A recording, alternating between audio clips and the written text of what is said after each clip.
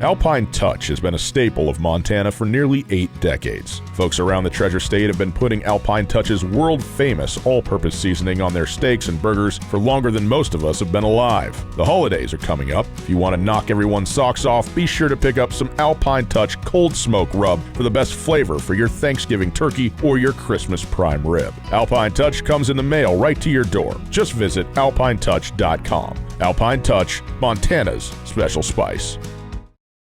Join Town Pump's Pump It Up Rewards Plus program and never pay full price for fuel again. Save 5 cents on every gallon every day at any Town Pump across Montana. Plus, earn and redeem points on your favorite in-store items to get free stuff with our clubs. Stop in and pick up a rewards card. Download the Pump It Up Rewards Plus app today. Or visit townpump.com/rewards to register and start saving.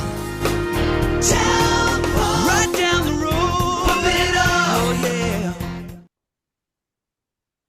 It's a heck of a lot better than usual because I actually can see this man's beautiful face instead of just talking to him on the phone. Our FCS playoff coverage, our FCS title game coverage continues, and we're making the rounds with a whole bunch of people that have had influences on and been a part of Montana State football over the years as the Bobcats trying to win their first national championship since 1984. And our guest now, Mike Kramer, who joins us on our Nuanez Now radio show, as well as the Big Sky Breakdown podcast network from time to time. Anytime we need some historical relevance when it comes to the Big Sky Conference. Krams, how you doing, man? Good to hear from you. Doing great, Colter. It's great to see you in person this time, man. Yeah, no doubt. Well, first of all, just take us through your thoughts on this moment in time, because you were on the staff in 1984 when the Cats won the national championship, and then you came back as the head coach in the early 2000s. And Montana State has had so many great teams and so many great players between then and now. But it's been 40 years since they've actually won one, and now here they are, undefeated, number one team in the country. I know they still got to get it done on Monday night, but this is one of the great teams in the history of the league, let alone the history of Montana State football. So what's your perspective? What do you think of this rise and ascension of the Bobcats, and what do you think's helped them reach this point now of having this opportunity to be as good as any team in Big Sky history? Well, first of all, when we won the national championship back in '84, we were one of 3 Big Sky teams who have won it in a 5-year period. So the conference was deemed in a different light than it has been since both North Dakota State, South Dakota State, and the Dakota schools have joined the conference. And of course, we all gave rise to the witness of the great runs by North Dakota State. And during that time, Bobcat football had slumped a little. After our national championship, it slumped right away. I mean, we went right from 12-2 national champions to 2-9 the next year because we hadn't built a foundation per se. We weren't built with depth. We were built with extraordinary luck. No one got injured that whole season, with an extraordinary crew of seniors led by Mark Fellows on defense and a great sophomore quarterback, but a really good senior offensive line. We couldn't sustain it. And I think that taught everybody at Montana State such a great, great lesson about sustainability. If you're going to be good, it's going to take a while. And it's going to take some time. It's going to take effort and money. And most of all, it's going to take facilities. And I think the other thing that happened, the coalition, this great run in 2024, is an outstanding president, fantastic athletic director, and a group of leaders off the field that understand the nuances of what Bobcat football could, should, and maybe should have always been. So I'm really, really proud of what Brent and his staff have been able to do, how far they've been able to put this program into the limelight and to go undefeated, to be undefeated, and barely have trailed in any games all season long. What a great testament it is to their foresight about how to play the game, what type of strategy to use, and never varied from that strategy. So they're a lot different. This 24 team is a lot different than our 84 team. In 84, Colter, we had 10 of our 12 wins would come from behind. At some point in the game, we were behind. In the opener against Mesa State, we were behind 7-0 before we even started the season. And it culminated in just a great opportunity for us to go all the way out to South Carolina and play at the Citadel against Louisiana Tech in a game which we finally played up to our full potential. We never trailed. We played great defense. Offense was led by Joe Bignell, our great All-American tight end. Mark Carter, our kicker, kicked his career-long field goal during that game, and we harried and harassed them, and it was a great, great, great opportunity for the Bobcats to enjoy something that was bitter and distasteful from the year before when we were 1-10. Well, now this version of the Bobcat National Championship drive, they're coming off an excellent season where they were beaten last year, I believe, by the team that won the national championship. So there was greatness in the fold, greatness in the fold, greatness in the opportunity to go to already been to Frisco one time, greatness in the fold when they played this year against South Dakota State, and greatness in the fold or last year as they played against South Dakota State, and greatness in the fold now as they have defeated South Dakota State into a point where look what we've got. So tremendous, tremendous, tremendous opportunity unfolds on Monday. It's so interesting too to think about the run in '84, and it's been one or the other in the Division I AA era basically since 1978, right? It's been the team that makes the great run or the dynasty. It's either Georgia Southern or Villanova. It's you either have this sustainable run where you win a bunch of them, or you just get red hot. And that was the case the last time a Big Sky team won the title back in 2010 when Eastern got red hot. But it's been nothing but the sustainable dynasty of NDSU and South Dakota State these last 15 years. Well, you'd have to fold Youngstown State in there during all those Jim Tressel years. And in the meantime, every other national champion was almost an aberration. Idaho State, Boise State in '80, Idaho State in '81, Montana State in '84, uh, Southern Illinois in '83. Those are the teams that won national titles, just like Eastern did in '10, and have not been able to come back and get close to being in the same velvet jacket that you get to wear on National Championship Day. When it comes to the incremental build then of Montana State in the modern era, you obviously had a hand in that in the early 2000s. And I found it interesting how each of the four head coaches of this century have had distinctly different ways of doing things, but have all sort of contributed to then this peak that they're at now. What factors, though, do you think have gone into Montana State actually finally being able to say they're on par with North Dakota State, South Dakota State? Well, it's pretty simple. It's pretty simple that in the state of Montana, we finally were respected. I mean, there were kids in grade school who had never seen a Bobcat over a Grizzly win ever. But it took us to draw our program up to the level of the Grizzlies, who have won 2 national titles, into a point where we could be considered equal in our own state. Then we could drive around the state with our head held high, go into any high school, recruit any kid, and not only recruit any kid, but there were kids who were knocking our door. Please, can I come and be a part of your program? Who were better than the guys that we had recruited in years before. So took the early Montana success or the success against the University of Montana to allow us to be able to have, I don't know, the decorum to be able to be the equal program in the state. And then, of course, the coaches after me continued to recruit exceptional young men, guys who came from maybe different backgrounds than the guys we had recruited, but they've just done outstanding academically. The APR has been fantastic. We haven't heard of any off the field imbroglios that seem to harass us a long time. To the point now where the program is maybe the model on campus. I mean, the football teams like a fraternity, and there are fraternities and sororities on MSU's campus, but the strongest fraternity, obviously the MSU football team, the way it goes about its business, its traditions, its respect for each other, and its respect for the process. Because the one thing I've noticed this year, Colter, and I've been around the team a little bit, is that they're not satisfied. They're not Right. they're not arm waving, back slapping, pointing to the crowd, pointing at me, making gestures after sacks, interceptions, or touchdowns that would make you disdain them just a little bit. They're pretty humble crew led by a humble coach, led by a humble coaching staff that knows its mission is not complete until darkness falls on us on Monday. And that's the thing too, is that I think that this game is distinctly different than any of the last 13 or 14 national championship games, especially the ones the Big Sky teams have been at, because before, and the Grizz were a good team last year, certainly, but they were staring down one of the greatest FCS teams ever in South Dakota State. I mean, a team that won 30 straight games. And then, last time the Cats were there, North Dakota State's working on 9 in a row, and they have, there's the iconic picture of their offensive line. Every single one of those guys like starts in the NFL now. So, Right. this though, there's no, hey, we're happy to be here. Hey, we're celebrating because we just made it. These guys seem like they're on a mission. Like Tommy Millott in the post game after the South Dakota game, he said, "Yeah, I can't wait to play those guys." That's it. There was no extrapolation or bloviation or anything like that. And you can see it. You can see the focus in them. And you're right. You can tell that they're hungry just by being around them and talking to them. I think that's going to be a big factor for them against NDSU on Monday. Well, the other thing is that I think every fan that's getting on a plane, me included, is going with a certain amount of not expectation, but a certain amount of, hey, the job's not done.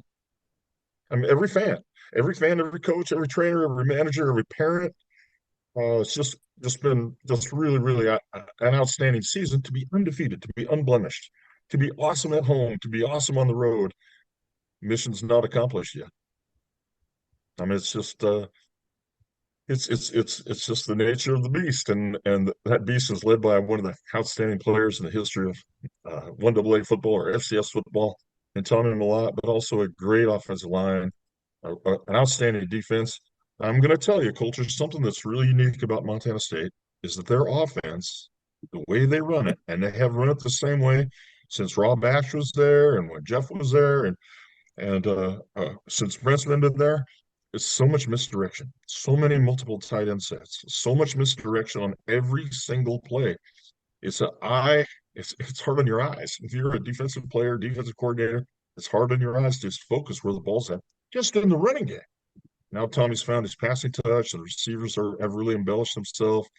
And of course, the freshman running back from Missoula has stepped into the breach when everybody else got kind of beat up. And Jones kid is one of the outstanding players in the country at this level right now today. And so it'll be a fun matchup against North Dakota State. Well, I know. Are you paying too much in taxes? Elevated Tax and Accounting is a firm that specializes in tax planning and strategy to minimize your tax bill. Elevated Tax consult with you on tax strategy throughout the year, so no more waiting until the end of the year and hoping for the best. As a business owner, you know your sole focus should be spent working on your business, not in it. Outsourcing gives you the time to concentrate on the core reasons you started your company, to create and innovate a top-tier product and generate profits. Elevated Tax and Accounting, elevating you and your business with a modern professional touch. Bobcats win again. So, fifth quarter at the R-Bar? Dude, I could crush a burger right now. Can you guys pick it up? I'm thirsty back here.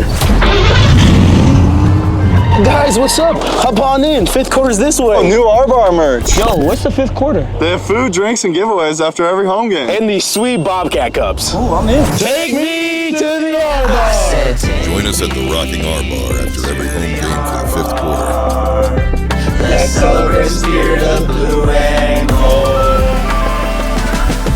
I know you love good stories and you love when guys sort of fit into the history of the fabric of a place. And I think that's what makes the Tommy Millott story so unbelievable. Not only is he this dynamic player who's got unbelievable ball skills, but then you throw in, he's this upstart kid from Butte, America, and he's gone through all this stuff, getting hurt all the time, and all this criticism about, oh, he's just a glorified running back, he can't throw it. And I mean, what a testament to sticking with it, working hard, getting better, but also staying in the place that you were at. Because he's having one of the greatest seasons in the history of the Big Sky Conference. And that's a pretty cool thing to say. And I think if this ends like it could and it should, and the storybook ending is real, I mean, he's right there in terms of the iconic football figures in the history of this state, wouldn't you say? I've got a great stat for you. I imagine that if Montana State can win the national championship on Monday, the starting 3 quarterbacks from the last 3 Big Sky championship teams have had 4 points. And they've been Montana kids, John Edwards and Dave Dickinson.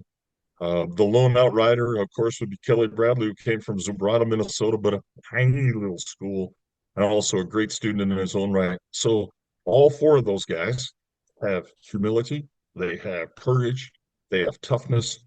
They also have such great academic achievement It's a model. In fact, I was thinking about all four of those guys. Man, all four of those guys could have been great players at the service academies. No doubt. And I just think that's the kind of personnel that Montana State has.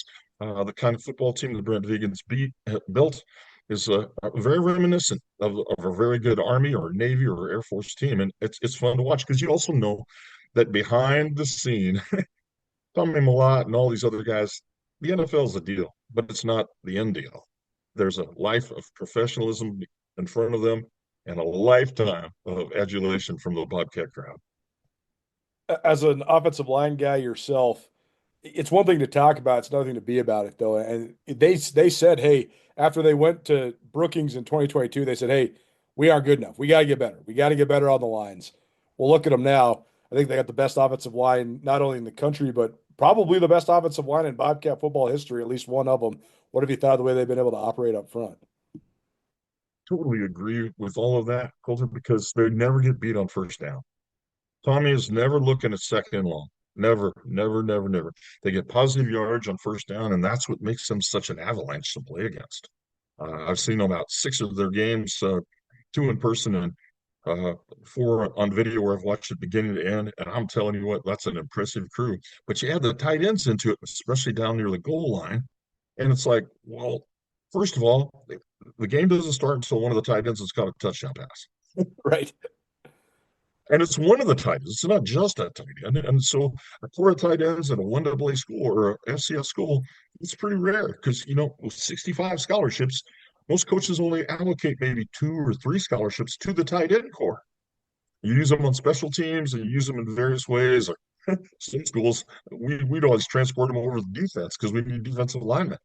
But in the end, being able to have a wealth of talented tight end means your overall football team is really good because the definition of a tight end is a big guy that runs fast, and Montana State's got a lot of them. What else has stood out to you and impressed you just about this team overall throughout the operation of this 15-0 start? Well, I'm a huge fan of Bobby Daly and the Bobcat defense. They don't ever seem to get rattled. They've had some moments where they've bent a little bit, but not a lot. But they've always been good at pressuring the quarterback in a variety of ways. The defensive front has really shown, especially during the playoff run now, that it can handle it without Bobby having to call up a bunch of blitzes to be able to unveil any weaknesses they might have in the secondary. And the other thing is how well they've played at cornerback, because no one's been able to say, okay, we'll match you stride for stride, play for play. But they have met the challenge at cornerback, and that's the mark of a really good defense. This matchup with NDSU, then, to me, it seems like there's a lot of commonalities between the teams that make sense given the crossover coaching staffs for sure. I also think it's a pretty tried and true method on how you win in the FCS right now. Like, you looked at the Final Four, that's the 4 best offensive lines and 4 best defensive lines in the country. And then you throw in probably 3 of the 4 best quarterbacks, and that's kind of how you get there. So to me, though, it seems like there's edges you can find for Montana State or North Dakota State. But I do think that it's pretty even across the board. And that's why I think it's going to come down to which quarterback plays better. And what a cool sort of culmination for those 2 guys as 4-year starters, seniors, 2 of the best guys in the whole country, any level really.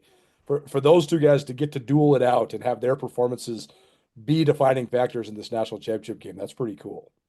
No question. Hey, I think, Colter, the one thing you and I are going to talk about the next time we get a chance to talk, we're going to talk about what defensive lineman had the dominant game in the national championship game.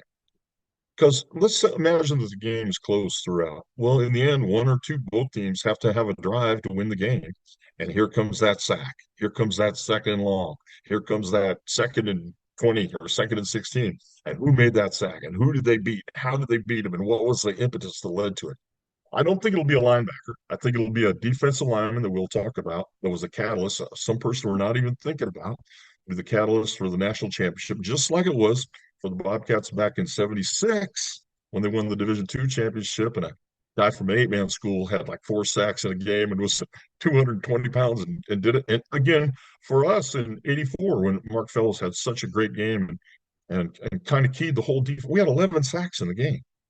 So if the Bobcats can get 11 sacks in North Dakota State, number one, you're going to have to catch me in the hospital because I'm going to pass out, fall down. because I don't know if North Dakota State's offensive line is going to ever be that porous against anybody. But there will be one sack. There will be one defensive play that will be the defining code for what happens to who gets to hang the banner. Just this moment in time, what do you think, just given all of the amount of energy and resources that Montana State has given to football and how much it means to the campus community and the alumni base and all that, what do you think this would mean for the Cats if they can pull this off and finish this run? I just think it'll just continue to elevate the ride and the rise. I think in a perverse way, it'll motivate the University of Montana to step it up again. It will drive the Bobcats and the Grizzlies and the Jackrabbits and the Bison. It'll drive them higher. It'll drive them stronger. It's a battle, a little bit of money and resources. And there are schools in the Big Sky Conference just can't even get close to having what Montana State or Montana have now. You got a national championship can embellish that, because you know what's going to happen if the Montana State Bobcats win the title. The one thing their fan base is not going to do is sit on their hands and say, "Great, we got it done." Because they would like to be a dynasty, just like NDSU has been, or South Dakota State has been, or how the Grizzlies were when they were winning against the Bobcats so many years in a row. That memory is still too bitter to allow it to subside at all. So I see a Bobcat win as elevating the program and the process, and I see a Bobcat loss as being something that might also imbue the Bobcat faithful to put more resources into it and see what we can come on the next phase. Mike Kramer here on the Big Sky Breakdown, as well as Nuanez now ESPN Radio. Coach, as always, true pleasure, and we'll look forward to seeing you down in Frisco, but thanks for taking a minute this week. Hey, buddy, let's have some chili.